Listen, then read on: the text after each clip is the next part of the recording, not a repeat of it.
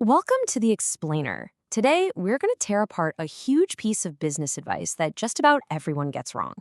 We're told to find our weaknesses and fix them, right? Well, what if the real secret to explosive growth is to stop trying to fix what's broken and instead pour gasoline on what's already on fire?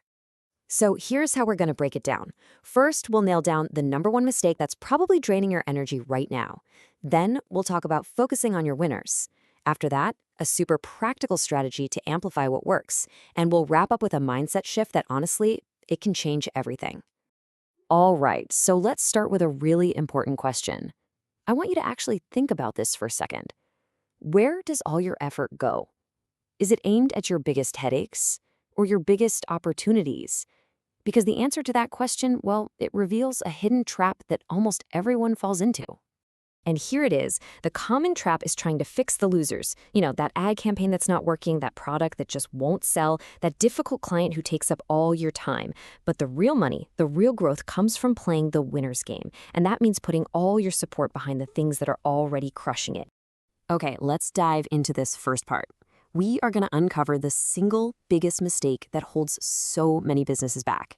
It's this strategic energy drain that you might not even notice is happening.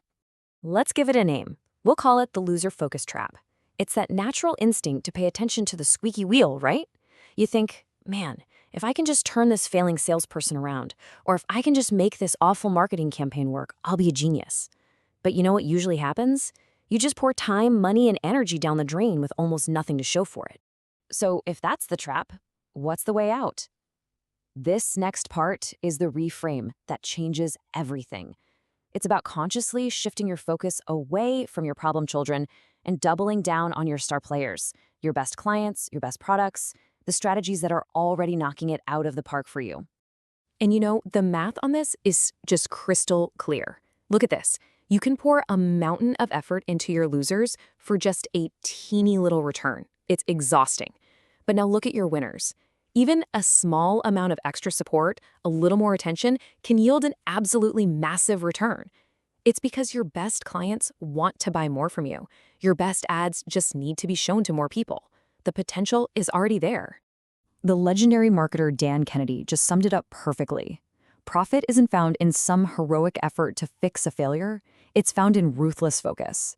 It's about saying to your best customer, hey, what else can I do for you? Instead of spending all your time trying to convince a bad customer not to leave. Here's a great way to think about it.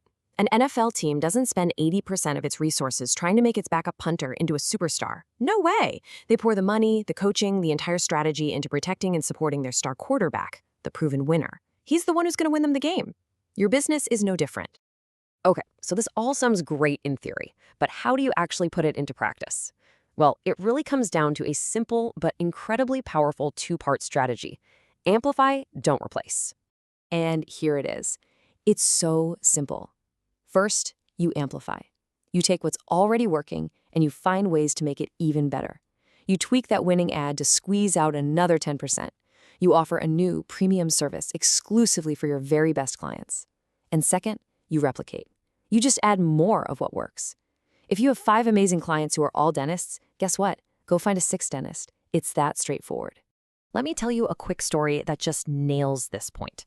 There was this company that wrote a sales letter, and it was an absolute monster, a true golden goose. Every dollar they put into mailing it brought back a ton of money.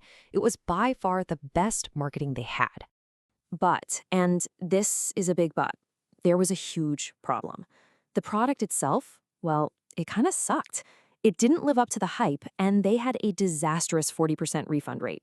So what was the CEO's first instinct? The common trap. He saw the whole project as a failure and was ready to just cancel everything. But that's focusing on the wrong thing. He was about to kill the golden goose. The sales letter was the clear winner. The real problem, the bottleneck, was the product. So the solution wasn't to scrap everything. It was to fix the one flawed part, the product, so that it actually lived up to the promises of the amazing sales letter. And then you scale the heck out of that proven winner. You see, this whole shift from fixing losers to amplifying winners, it's not just a tactic. It's really part of a much bigger evolution in how you think about your role in your own business. The most successful entrepreneurs, they all go through this mental journey. You probably started out as a job owner, just you, doing all the work. Then you become a business owner, getting others to do the work. But the first real leap is when you become a marketer, when you realize your main job is to sell the work. And the final, most powerful stage, it's becoming an investor in your own company. That leap from being a technician to being a marketer, man, that is a quantum leap. It's the moment you stop thinking, I'm a lawyer who does some marketing, and you start thinking, I am a marketer who just happens to sell legal services. That one reframe changes where you put your focus, and it's the key to blowing past whatever income ceiling you think you have. And this all leads to the investor mindset. It's built on this really powerful idea. Every single morning you wake up and you decide not to sell your business, you are, in effect, buying it all over again, right then and there.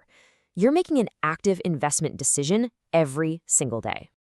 And that brings us to the final, and maybe the most powerful question of all. Let's say someone offered you cash for what you think your business is worth. Would you sell? Now flip it. Would you, personally, right now, take that same amount of cash out of your pocket and buy your own business exactly as it is today? If your answer is no, or even I hesitate, the next question is simply why? And all those reasons you wouldn't, the operational headaches, the annoying clients, the parts that don't work, that gap between the price you'd sell it for and the price you'd actually pay for it, that's not a list of problems. That is your roadmap. That's where your greatest opportunities for growth, income, and real value are hiding.